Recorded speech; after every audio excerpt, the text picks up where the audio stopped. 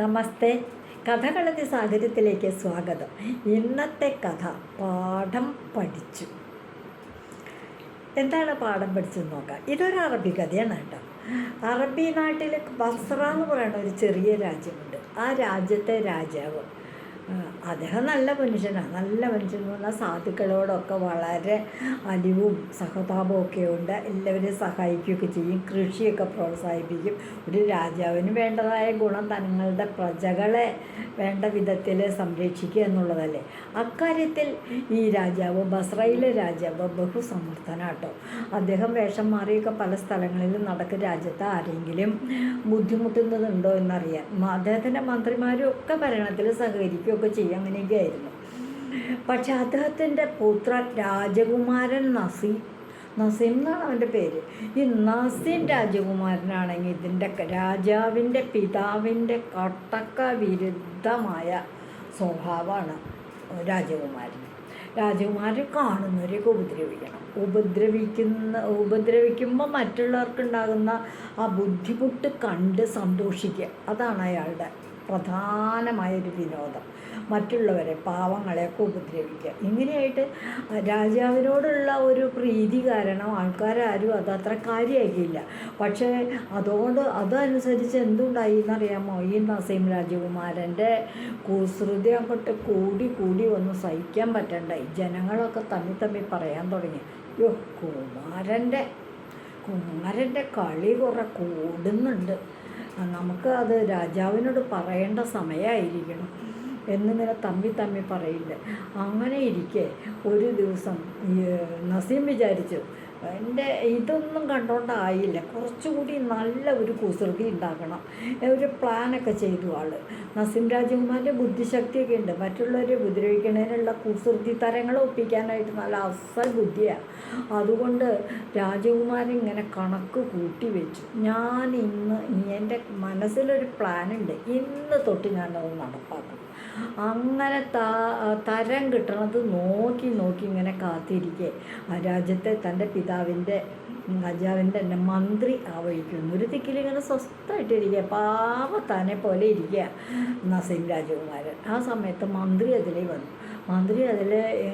മന്ത്രി നടന്നിങ്ങനെ നേരെ വന്നുകൊണ്ടിരിക്കുമ്പോൾ നസീം ഇവിടെ ഇരിക്കണം. നസീം എണീറ്റങ്ങോട്ട് ഇങ്ങനെ കുനിഞ്ഞങ്ങടേയും ചെന്ന് മന്ത്രിയുടെ ഈ അരക്കെട്ടിൻ്റെ ഭാഗത്തായിട്ട് തല കൊണ്ടൊരൊറ്റ ഇടിയും കൊണ്ട് ഇടിച്ച വഴിക്ക് എന്തുണ്ടായി?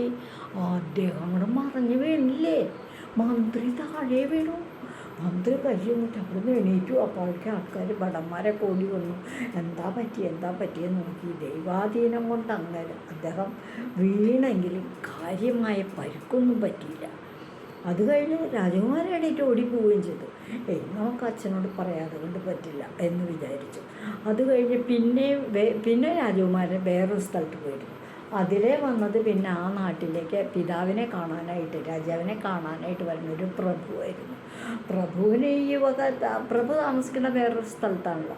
അതുകൊണ്ട് അവിടേക്ക് വരുമ്പോൾ ഇങ്ങനെ ഒരു അപകടം, രാജകൊട്ടാരത്തിലേക്ക് വരുമ്പോൾ ഇങ്ങനെ ഒരു അപകടമൊന്നും പ്രതീക്ഷിക്കുന്നില്ല. അദ്ദേഹം ഇതുപോലെ നടന്നിങ്ങോട്ട് വരണ സമയത്ത് മന്ത്രിയെ തട്ടിയിട്ടതുപോലെ തന്നെ നസീം രാജകുമാരൻ ഇങ്ങനെ തലങ്ങനെ കുനിച്ച് പിടിച്ച് ഓട്ടി അങ്ങോട്ട് ചെന്നിട്ട് ഇടിച്ച വഴിക്ക് പ്രഭുവും വീണു. പ്രഭുവിൻ്റെ കൂടെ ഉണ്ടായിരുന്ന അനുചരന്മാരൊക്കെ കൂടി അദ്ദേഹത്തെ എണീപ്പിച്ച് നിർത്തി നടത്തി. ഇങ്ങനെയായി. അപ്പോൾ ഒടുവിലായി കഴിഞ്ഞപ്പോൾ ഈ വാർത്ത രാജാവിനോട് പറഞ്ഞു. സഹിക്കാൻ വയ്യാട്ടോ, നസീം രാജകുമാരൻ ഇപ്പോൾ 10-12 പേരെയായി ഇന്നത്തെ ഒരൊറ്റ ദിവസത്തിൽ ഇടിച്ചു വീഴ്ത്തുന്നത്. വരുന്നവരൊക്കെ തല കൊണ്ട് ഇടിച്ചങ്ങണ്ട് വീഴ്ത്തുകയാണ്.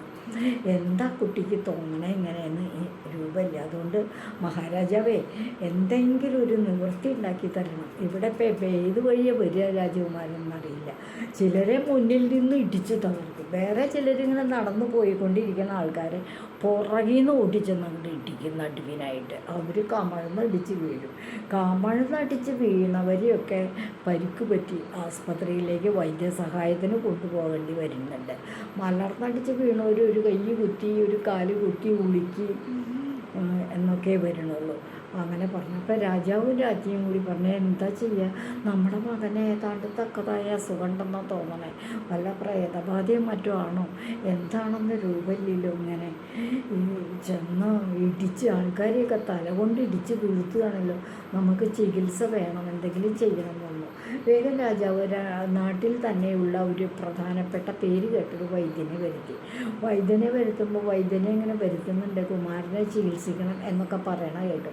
അങ്ങനെയായിരിക്കുമ്പോൾ രാജാവിൻ്റെ അരമനയുടെ രാജകൊട്ടാരത്തിൻ്റെ ആ രാജാങ്കണത്തിലേക്ക് നടന്നു വരുന്ന ഒരാളെ കണ്ടു.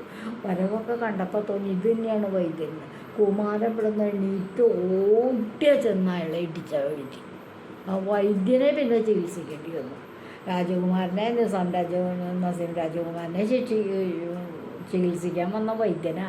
ആ വൈദ്യനെ പിന്നെ എടുത്തുകൊണ്ട് പോയിട്ട് ചികിത്സിക്കേണ്ടി വന്നു. വേറെ വൈദ്യനെ വരുത്തി. ആ വൈദ്യൻ വേഗം ഇവിടെ വന്നു കഴിഞ്ഞപ്പോൾ രാജകുമാരനെ നോക്കാനായിട്ട് ഇവിടെ വന്നിരിക്കാൻ പറഞ്ഞു കുട്ടിയോട്. അതൊക്കെ പറഞ്ഞ് അദ്ദേഹം എങ്ങനെയുണ്ട് പരിസരത്തിൽ നോക്കട്ടെ, എന്താ കുട്ടിക്ക് ഇങ്ങനെ ഒരു രോഗം വരാൻ കാരണം എന്ന് കരുതി ഇങ്ങനെ രാജാങ്കണത്തിൽ ചെന്ന് പുറത്തൊക്കെ ഒന്ന് വീക്ഷിക്കാം എന്ന് കരുതി രാജാങ്കണത്തിൽ അങ്ങോട്ടും ഇങ്ങോട്ടും ഇങ്ങനെ നടക്കുകയായിരുന്നു. കുമാരൻ എണീറ്റ് ഓടിയാൽ ചെന്ന് നടക്കുന്ന ആ വൈദ്യനെ പുറകോട്ട് ചെന്ന് ഒറ്റയടി അടിച്ചു. ഇടിച്ച വഴിക്ക് കമന്നടിച്ച് വീണില്ലേ. നേരത്തെ പറഞ്ഞതുപോലെ തന്നെ അദ്ദേഹത്തിൻ്റെ മൂക്കും തലയും നെറ്റി നെഞ്ചടിച്ചാണ് വീണത്. ശ്വാസം കിട്ടാൻ തന്നെ ബുദ്ധിമുട്ടായി ആ വൈദ്യനും എടുത്തുകൊണ്ട് പോകേണ്ടി വന്നു. അത് കഴിഞ്ഞപ്പോൾ പിന്നീട് വൈദ്യന്മാരെ രാജകൊട്ടാരത്തിലേക്ക് വിളിച്ച 1-2 പേരെ വിളിച്ചിട്ട് പിന്നെ വരാണ്ടായി. അപ്പോൾ രാജാവ് രാജ്യം തമ്മിലിങ്ങനെ പറഞ്ഞു, എന്താ ചെയ്യുക, ഈ കുമാരൻ്റെ ഉപദ്രവം കാരണം വൈദ്യന്മാർ പോലും രാജകൊട്ടാരത്തിലേക്ക് വരാതെ കണ്ടായി. ഇനിയിപ്പോൾ എങ്ങനെയാണ് നമ്മൾക്ക് ചികിത്സ നടത്താൻ പറ്റുക? നമുക്കൊരു കാര്യം ചെയ്യാം, ഒരു വിളംബരം ചെയ്യാം, അപ്പോൾ ആരെങ്കിലും വൈദ്യന്മാർ വരുമോ നോക്കാം. അങ്ങനെ നാൽക്കവലകൾ കൂടി രാജ്യത്തിൻ്റെ നാനാഭാഗത്ത് പെരുമ്പറ അടിച്ച് നിസാം രാജകുമാരനെ ചികിത്സിക്കുന്നതിന് തയ്യാറുള്ളവർ വരണം, രാജ്യാങ്കണത്തിൽ വരണം, എല്ലാവിധ സംരക്ഷണം തരുന്നതാണ് എന്നൊക്കെ പറഞ്ഞു. കേട്ടവർ കേമ അങ്ങോട്ട് ചെല്ലോ വേണ്ടു, ചികിത്സിക്കാൻ നമ്മളെ ചികിത്സിക്കേണ്ടി വരും. പിന്നെ അതാണ് കുമാരൻ്റെ ഇന്ന് പരിക്ക് പറ്റിയിട്ട് എന്ന് കരുതി പലരും പറയാൻ അങ്ങോട്ട് പോകാനായിട്ടേ ധൈര്യപ്പെട്ടില്ല, ഒരാളും താല്പര്യം കണ്ടില്ല.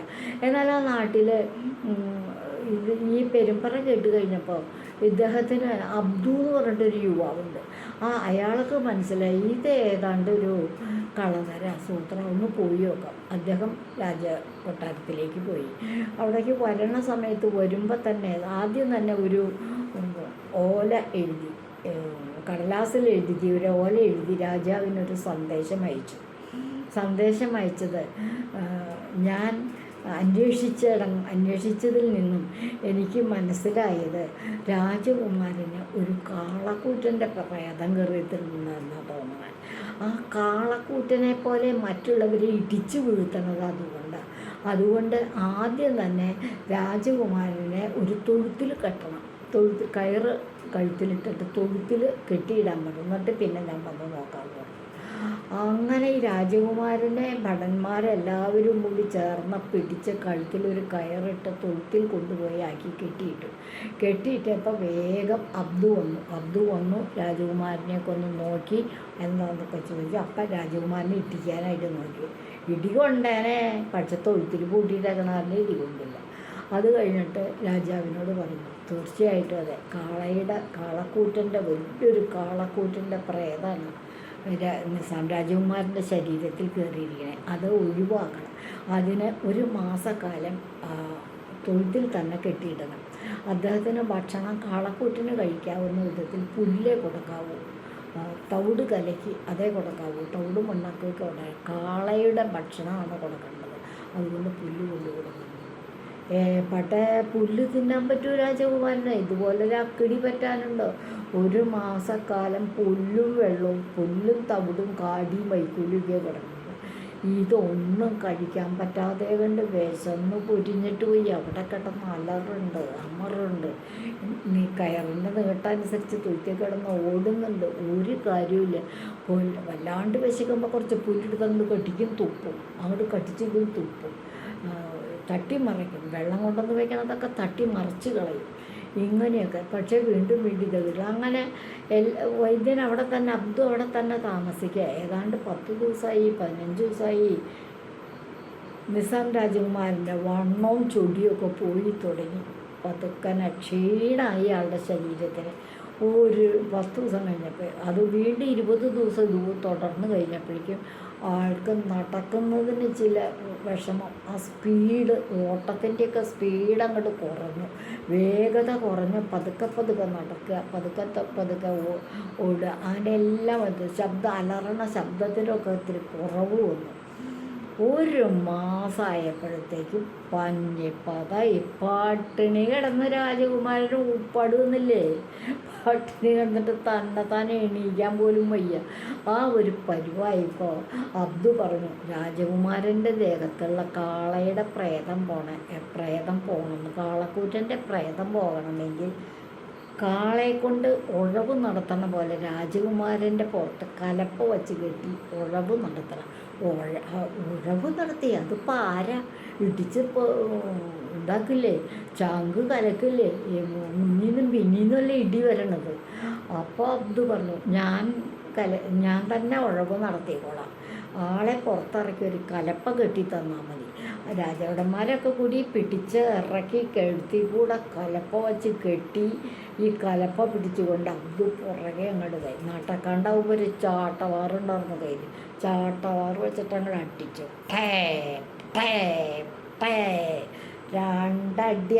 ഒരടി അങ്ങോട്ട് കിട്ടുമ്പോൾ എന്താ അലറി കരയും. അങ്ങനെ ഒരു 2 ചാലം കണ്ട് കണ്ടത്തിൽ ഉഴുത് ഒരു 10 അടിയോളം ചാട്ടവാറിൻ്റെ അടിയും കിട്ടി. അടി കിട്ടി കഴിഞ്ഞപ്പോൾ പാഠം പഠിച്ചേ എന്ന് വിളിച്ച് പറഞ്ഞു. എന്നിട്ട് പതുക്കനെ ചോദിക്കും അബ്ദു, പാഠം പഠിച്ചോ, ഒരു പാഠം നീ പഠിച്ചോ എന്ന് ചോദിക്കുക. അതാരും കണ്ടു നിൽക്കണവരാരും കേൾക്കണില്ല. ഉറക്കനെ അപ്പം രാജകുമാരൻ വിളിച്ച് പറയടാ, ഉറക്ക പറയടാ എന്ന്. പാഠം പഠിച്ചേ എന്ന് നിസാം രാജകുമാരൻ നസീം രാജകുമാരൻ അങ്ങോട്ട് ഉറക്ക വിളിച്ച് പറയും. അടി കൊണ്ട് പൊളയല്ലേ ആൾക്കാർ. പിന്നെ കുസ്തി കളിക്കുക. അങ്ങനെ ഒരു കണക്കിന് കലപ്പേന്ന് കഴിഞ്ഞ രാജകുമാരൻ അവിടെ അങ്ങോട്ട് വീണു. ഭടന്മാരെടുത്ത് കൊണ്ടുപോയി കുളിപ്പിച്ച് പിന്നീട് കൊട്ടാരത്തിൽ കൊണ്ടുപോയി ഭക്ഷണം കഴിച്ചു. പിന്നീട് ജീവിതത്തിൽ രാജകുമാരൻ ഈ വരുന്നവരെ, കണ്ണി കാണുന്നവരെയൊക്കെ ഇടിച്ചു വീഴ്ത്തണം പരിപാടിയും നിർത്തി ഒരു പാഠം പഠിച്ചു. അതാണ് ഇന്നത്തെ കഥ. പാഠം പഠിച്ചു. ഇതുവഴി വന്നാലും ഇത്തിരി നേരം ഇരുന്നാലും കഥകൾ കേട്ടാലും കളിയായി പറയും കഥയാണേ, കാര്യം പറയും കഥയാണേ. നന്ദി.